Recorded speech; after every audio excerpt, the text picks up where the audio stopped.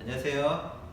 안산농산교회 중국어 예배를 담당하고 있는 김영돈 목사입니다. 오늘 이 시간에는 우리 창세기 1장 1절에 대해서 우리가 함께 나누도록 하겠습니다. 창세기 1장 1절은 성경에서 가장 먼저 나오는 말씀이고 또 성경의 가장 핵심 말씀이기도 합니다. 흔히 창세기 1장 1절을 믿으면은 성경 전체를 다 믿을 수가 있고, 창세기 1장 1절을 믿지 못하면은 성경 전체를 다 믿지 못한다라는 말이 있을 정도로 창세기 1장 1절은 성경 전체를 한마디로 포함하고 있는 말씀입니다. 그래서 오늘 이 시간에는 창세기 1장 1절에 대해서 우리가 공부하고 또 한번 외워보도록 하겠습니다. 자, 이제 창세기 1장 1절에 보면은 배로 시작을 합니다. 우리나라 성씨에 그 배씨가 있는데요. 성이 배씨인 사람들은 참 복이 있습니다. 성경이 처음에 배로 시작합니다. 배씨인 분들은 긍지와 자부심을 가지시기 바랍니다. 이 배는 뭐뭐에라는 것입니다. 배 그리고 레시트. 그래서 태초에 로시가 머리라고 그랬습니다. 처음에, 그 다음에 바라, 그가 창조했다. 그래서 그가 창조했다. 그럼 누가 창조했느냐? 뒤에 나옵니다. 뒤에 바로 엘로힘, 하나님이 창조를 하셨다라는 것입니다. 원래 이 모든 언어가 주어 그 다음에 동사입니다. 그러나 히브리어는 동사 명사입니다. 이것이 특징입니다. 고유명사 하나님 이름. 그리고 우리가 이 말씀을 통해서 하나님의 그 겸손하심을 볼 수가 있습니다. 사실 하나님의 이름이 제일 앞에 가야 됩니다. 그래서 엘로힘, 베르시트, 바라 이렇게 가야 되는데 하나님의 이름이 세 번째 왔습니다. 이것은 하나님이 그만큼 겸손하십니다. 우리는 자기 이름을 가장 자기 앞에 배우시려고 하지만 진짜 하나님께서는 이름을 뒤에다가 두신 것입니다. 참 하나님의 그 겸손하심을 볼 수가 있는 것이죠. 그리고 에트가 참 반가운 글자입니다. 왜냐하면은 우리 한국말과 공통점이 있습니다. 무엇을 그래서 하샤마이 하늘을입니다. 하늘을. 우리는 하늘을 그러지만 히브리어는 하늘 그렇습니다. 이거를 꼭 이 문법 구조를 알아두셔야 됩니다. 그래서 하라는 것은 정관사 하나밖에 없는 그 하늘을, 그래서 그 하늘. 여기 보면은 아레츠, 이 아레츠가 땅이라는 뜻입니다. 아담아도 땅이고 아레츠도 땅이라는 뜻입니다. 그래서 오직 하나인 하늘과 하나인 땅입니다. 오늘날 뭐 외계인이 있는가, 외계인 생명체가 있는가 많이 탐사를 하는데 우리 성경적으로 보면은요 오직 지구밖에 생명체가 없습니다. 여기서 우리가 벌써 쓸데없는 그런 돈 낭비하지 말고 그 돈으로 차라리 어려운 이웃들을 돕는 것이 좋지 않겠나 하는 생각을 갖습니다. 이티는 없습니다. 그래서 하샤만 그 하늘과 그리고 배 여기도 배입니다. 이 발음이 똑같습니다. 그러나 뜻은 다릅니다. 이 배는 뭐뭐에 그리고 배 이것은 구약 성경에 5만 번 이상 나오는 그리고라는 뜻입니다. 그리고 에트 반가운 글자라 그랬죠. 뭐뭇을 뭐를 쓰면 아레스 그 땅을.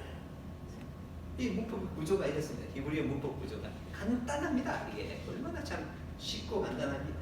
뒤에 뭐 이런 헬라어처럼 뭐 뒤에 뭐 이런 게 나오진 않습니다. 구질구질하게 뒤에 게 붙어있지 않아요. 헬라 보면은 스펠링이 수십 개 있는 것도 있지 않습니까?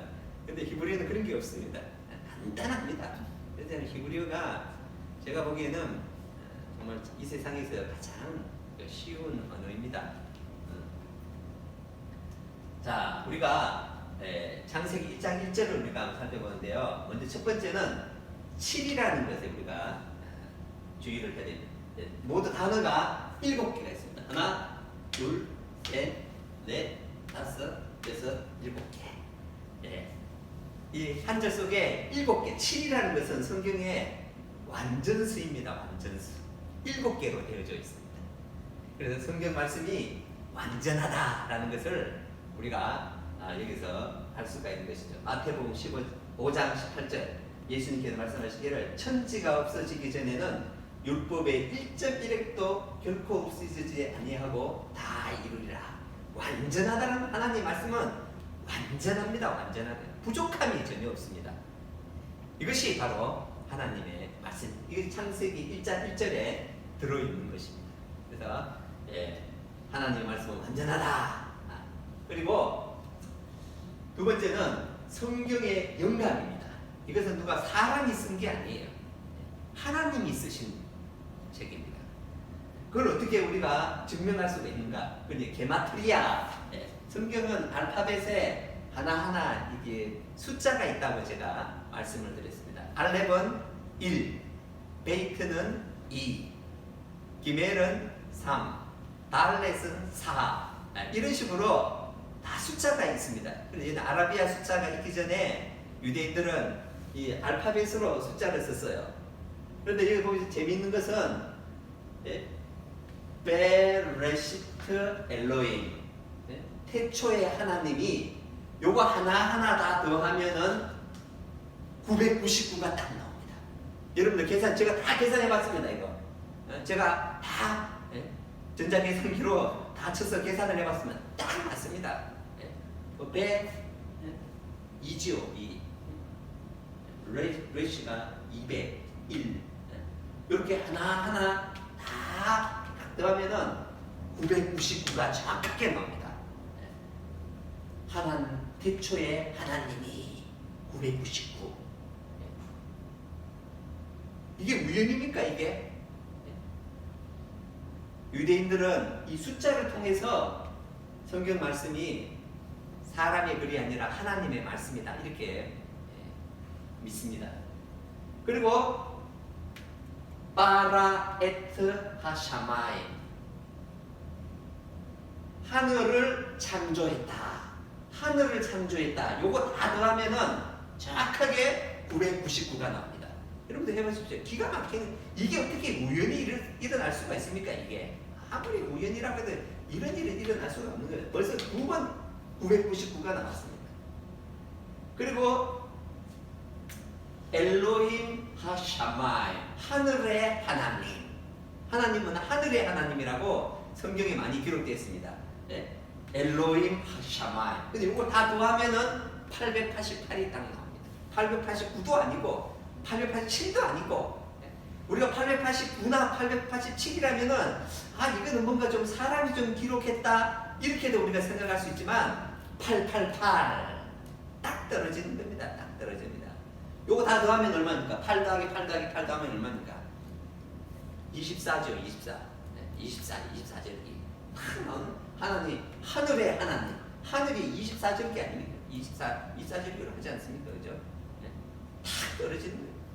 그리고 엘로힘 하샤마이 하에렌, 하늘과 땅의 하나님. 하늘과 땅의 하나님. 요거를 더하면은 777이 딱 나옵니다. 776도 아니고 779도 아니고 777이 딱 떨어지는 겁니다. 999, 999, 888, 777. 창세기 1장 1절에 이렇게 딱 떨어진다는 것은, 이것은 누가 보더라도 하나님이 기록하신 것이다. 믿지 않을 수가 없는 것입니다. 여기에 대해서 사람이 그 기록했다고 말한다면은 그 사람은 그건 너무한 겁니다. 자, 디모데후서 3장 16절에 모든 성경은 하나님의 감동으로 된 것으로, 하나님의 감동으로 됐습니다. 이 성경이에요. 사람이 쓴 게 아닙니다. 그것이 성경을 이해하는 가장 기본적인 원칙입니다. 그리고 자, 첫 번째 우리가 뭐를 시작한다는 생각? 베레시트라고 했어요. 유대인들은 이걸 어떻게 이해를 하는가 하면요, 배가 어떻게 생겼습니까? 배가 여기를 해서 이쪽으로 이렇게 쫙 열려져 있습니다. 이렇게 쓰는 게 아니라, 이렇게 쓴 게 아니라 이렇게 돼 있죠. 이렇게. 그러면 이게 뭐냐면은 이쪽으로 지금 열려 있다는 거예요. 이쪽으로 열려 있다는, 이쪽으로 쭉 열려 있다는. 이것은 무슨 의미가 있는 거면은 하나님께서 계시해 주신 것 안에서 이해를 하라고 했습니다. 너희들 마음대로 이해하지 말고 하나님께서 열어주신 것, 이쪽으로 다 열려져 있는 거면 하나님 말씀이 열려져 있는 거죠. 이쪽으로 열려져 있습니다. 베이트. 이게 집이라는 거죠. 집. 하나님 말씀 이 자체가 이제 다 집으로 안에 들어있는 겁니다. 안에 이쪽 방향으로 열려져 있죠. 그래서 성경 말씀은 자기 마음대로 사사로이 해석할 것이 아니라 하나님께서 열어두신 방향으로 성경을 이해하라는 것입니다. 그래서 베드로후서 1장 20절 21절에 먼저 할 것은 성경의 모든 예언은 사사로이 풀 것이 아니니 예언은 언제든지 사람의 뜻으로 낸 것이 아니요 오직 성령의 감동하심을 받은 사람들이 하나님께 받아 말한 것이니라. 하나님께서 우리에게 가르쳐 주신 방법대로 성경을 이해해야 돼요. 자기 생각대로 성경을 이해한 사람들이 많아요. 요즘에 자기 상식대로, 자기 판단대로. 위험한 겁니다. 정말 위험한 것입니다. 이거요. 성경에 보면 참 우리 생각으로 봐서 참 합리적이 아닌 부분들이 많이 있습니다. 그렇죠. 그러나 그대로 우리가 받아들여야 되는 것입니다. 우리의 생각을 집어넣어서 안 됩니다. 그리고 아까 제가 이 말씀을 드렸는데 엘로힘 세 번째 나온다 그래요. 하나님의 겸손하심인데요. 그런데 여기서 특이한 것은 임이 뭐라고 했습니까? 임이 바로 복수형이라고 해서 복수형. 하나님 이름이 복수형으로 나온다. 이것이 중요한 겁니다. 복수형으로 나온다.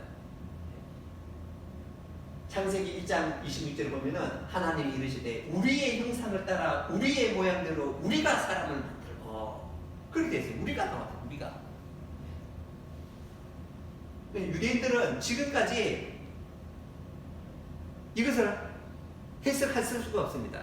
왜 하나님의 이름이 복수형인가? 하나라 그랬는데 신명기 말씀 보면은 오직 하나라 그랬는데 하나님 이름 자체에 복수형이 있거든요. 이걸 지금도 이해하지 못합니다. 그래서 오직 우리가 신약 성경을 통해서 이해할 수 있습니다. 왜 그러냐? 여기 보면은 예수님께서 지상명령 너희는 그러므로 너희는 가서 모든 민족을 제자로 삼아 아버지와 아들과 성령의 이름으로 세례를 베풀고 동일한 거죠. 아버지, 아들과 성령 이 안에 들어있는 것이 엘로힘 복수형 안에 들어있는 것입니다. 그래서 하나님은 이 삼위일체 하나님이라는 사실을 우리가 이 이름 속에서 기억을 해야 되는 것입니다. 자, 그 외에 우리가 성경을 이해하는 목적이 무엇인가 하면요, 성경의 기록 목적은 예수 그리스도입니다. 우리가 구약 성경을 배우는 목적이 뭡니까? 구약 성경 속에 감추어져 있는 예수 그리스도를 발견하는 것입니다. 너희가 성경에서 영생을 얻는 줄 생각하고 성경을 연구하거니와 이 성경이 곧 내게 대하여 증거하는 것입니다. 저는 예수 그리스도. 우리가 이걸 잃어서는 안 됩니다. 우리가 구약 성경 히브리어를 배우는 목적이 뭡니까? 바로 그 히브리어 성경 속에 들어있는 비밀 예수 그리스도를 발견하는 것입니다. 예수님께서 천국은 진주를 찾는 장사와 같다 그랬어요. 그 진주가 바로 예수 그리스도죠. 히브리어 성경 속에 들어있는 그 진주 예수 그리스도를 발견하는 것입니다. 그럴 때 생명을 얻습니다. 요한복음 20장 41절 오직 이것을 기록하면 너희로 예수께서 하나님의 아들 그리스도이심을 믿게 하려 하며 또 너희로 믿고 그 이름을 힘입어 생명을 얻게 하려 하리라. 히브리어 성경 속에 숨어있는 그 예수 그리스도를 발견하고 그 예수 그리스도를 믿을 때 우리가 생명을 얻게 되는 것입니다. 그것이 바로 우리가 히브리어 성경을 공부하는 목적입니다. 예. 그리고 토라, 예? 모세오경, 우리가 공부하는 목적이 뭡니까? 예? 예수님께서 이런 말씀을 하셨습니다. 내가 너희를 아버지께 고발할까 생각하지 말라. 너희를 고발하는 이가 있으니 곧 너희가 바라는 자 곧 모세니라. 예? 모세가 우리를 고발한다 그랬습니다. 그 밑에 보면 요한복음 5장 46절에 보면은 모세를 믿었더라면은 또 나를 믿었으리니 이는 그가 내게 대하여 기록하였습니다. 모세오경, 모세가 기록한 성경이 모세오경입니다. 창세기, 출애굽기, 레위기, 민수기, 신명기. 왜 모세가 이 토라를 기록했을까요? 그것은 바로 그리스도에 대해서 증거하기 위해서 기록했다는 거죠. 그리스도를 믿도록 하기 위해서. 오늘날 유대인들이 성전에 가서 열심히 성경을 읽습니다. 아침부터 저녁까지 읽습니다. 열심히 토라를 읽어요. 그러나 예수님을 발견하지 못하고 예수님을 믿지 않습니다. 그래서 다 헛수고인 것입니다. 모세가 고발한다. 모세가 고발한다.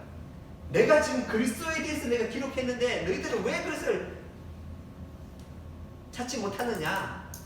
안타까워하는 겁니다. 그래서 모세가 너희를 고발한다. 그리고 이 성경은요, 성령께서 도와주셔야 돼요. 성령께서 깨닫게 하셔야 돼요. 깨닫게 하셔야 돼요. 또 이르시되 내가 너희와 함께 있을 때 너희에게 말한 바 곧 모세의 율법과 선지자의 글과 시편에 나를 가리켜 기록된 모든 것이 이루어져야 하리라 한 말이 이것이라 하시고 이에 그들의 마음을 열어 성경을 깨닫게 하시고 모세의 율법, 선지자의 글, 시편 이 모두 다 히브리어 구약 성경을 의미하는 것이에요. 히브리어 구약 성경을 의미하는 것입니다. 이 모든 성경이 바로 예수 그리스도에 관한 기록입니다. 그걸 깨닫게 하시는 것이 바로 성령이십니다. 성령. 성령께서 우리의 마음을 열어주시고 깨닫게 해주실 때 비로소 우리는 이 구약 성경을 이해할 수가 있는 것입니다.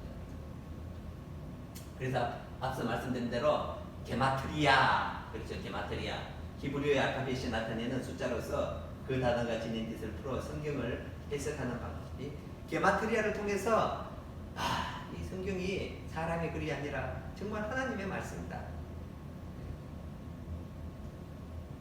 자, 엘리에셀 나의 하나님이 도우신다라는 거죠. 엘리에셀, 에제르가 도우다는 말. 에셀이 도우다는 말.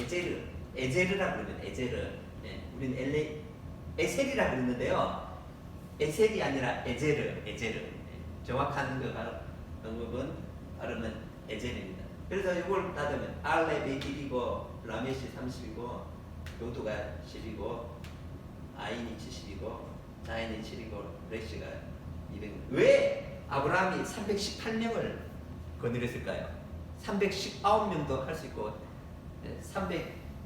317명도 할 수 있는데 318명만 이게 물론 어떻게 하다 보니까 정확하게 318이 되올 수도 있고 그때 보면은 아브라함이 또 그렇게 또 318명만 또 모집했다고 할 수가 있습니다.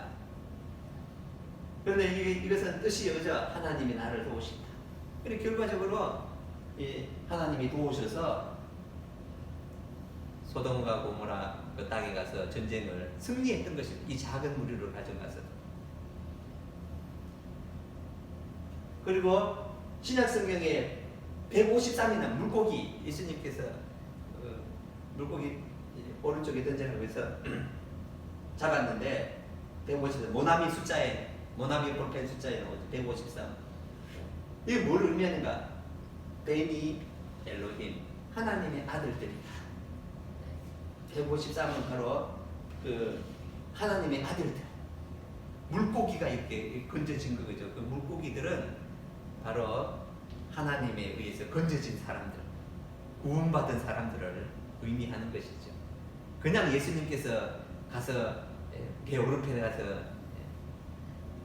그물 던져라. 그렇게 말씀하신 게 이 안에 다 그 뜻이 다 숨어 있는 거예요. 이런 것들이 너무너무 많이 있습니다. 뭐 다 제가 소개를 할 수가 없습니다. 그리고 또 우리가 예수님의 족보에 대해서 우리가 말하는데요. 그런즉 모든 대수가 아브라함부터 다윗까지 14대요. 다윗부터 바벨론으로 사로잡힐 때까지 14대요. 바벨론으로 사로잡힐 때로부터 그리스도까지 14대더라. 14, 14, 14 이렇게 되어 있습니다. 그래서 우리가 이 14라는 의미가 무엇일까? 네? 많은 사람들이 참 이 부분에서 연구를 하지만 성경에 뭐 답이 없습니다. 답이 없어요. 이 14라는 게. 그래서 우리는 대부분 이제 14는 7 더하기 7이 14지 않습니까? 완벽한 숫자다. 뭐 그렇게 해석을 하기도 하고요. 또 다비드 이거 4, 6, 4, 14 그렇게 또 해석을 하기도 합니다. 14, 14, 14 그렇게 해석을 하겠는데 저는 물론 이게 제가 다 맞다라는 뜻이 아닙니다. 제가 히브리어 성경을 보면서 발견한 것은 무엇인가 하면요. 이 14라는 숫자가 6월절과 관계가 있을 것이다. 저는 개인적으로 그렇게 생각합니다. 왜냐하면 제가 어떻게 했는가 역대하 구약 성경은요. 역대하가 가장 마지막에 나옵니다. 우리가 가지고 있는 우리 성경은 그 70인역을 번역한 거기 때문에 헬라어 성경을 번역하기 때문에 말라기가 가장 마지막에 나와있지만 히브리어 성경은 역대하가 가장 마지막에 나옵니다. 가장 마지막에요. 그래서 그 역대하 그 마지막에 35장의 이 마지막 부분 보면은 14째라는 말, 14라는 말이 나옵니다. 14라는 말이. 그리고 이제 신약 성경으로 이어지는 것이죠. 마태복음으로. 마태복음 1장으로 이어지면서 거기서 이제 14, 14, 14 우리는 14 그러면은 그게 뭐 7 더하기 7인가 다윗인가 뭐 이렇게 생각하지만 유대인들은요 14 그러면은 금방 딱 생각나는 게 6월절입니다. 우리 6월 20일 한국 사람들에게 6월 25일 그러면은 금방 딱 생각나는 게 뭡니까? 6.25죠. 6.25 전쟁이죠. 6.25 전쟁이 시작된다는 거예요. 6월 25일. 6월 25일 뭐 일어났던 일들이 참 많이 있죠. 그러나 우리 한국 사람들은 6월 20일 그러면 누구나 다 6.25 전쟁 딱 생각나는 겁니다. 유대인들은 14 그러면요 딱 생각나는 게 뭐냐면 6월절. 왜냐면은 이날이 가장 큰 명절이기 때문에 유대인들은 가장 큰 명절이기 때문에 이 14라고 해요. 그래서 6월절. 왜 6월절인가 하면요 14, 14, 14 예수님께서 완전한 6월절의 양이시다 라는 것을 보여주는 거예요. 그래서 요한복음의 핵심이 뭡니까? 6월절입니다. 2장 13절, 2장 23절, 6장 4절, 11장 56절, 12장 1절, 13장 1절, 18장 39절, 19장 14절 전부 다 6월절이에요. 6월절. 핵심이 6월절. 요한복음의 주제는 6월절입니다. 예수님께서 6월절의 양이다. 진정한 양이다. 라는 걸 보여주신 것입니다. 그래서 마지막에 19장 14절에 보면은 이 날은 6월절 준비 6월절 그날 14일이죠. 때는 제6시라 이에 예수를 십자가에 못 박히도록 그들이에게 넘겨주냐. 예수님께서 6월절 날 십자가에서 죽으셨습니다. 6월절 양으로 오신 예수님. 6월절으로 시작해서 6월절으로 마칩니다. 세례 요한이 예수님 대해서 보라 세상 죄를 지고 가는 하나님의 양이로다. 그 양은 일반적인 양이 아니라 6월절 양입니다. 예수님께서 6월절 양이 되셔서 우리 죄를 위해서 십자가에 죽으신 것이 바로 6월절의 진정한 의미입니다. 그래서 14, 14, 14 예수님의 진정한 6월절 양이 되신 그런 의미가 아닌가 생각을 합니다.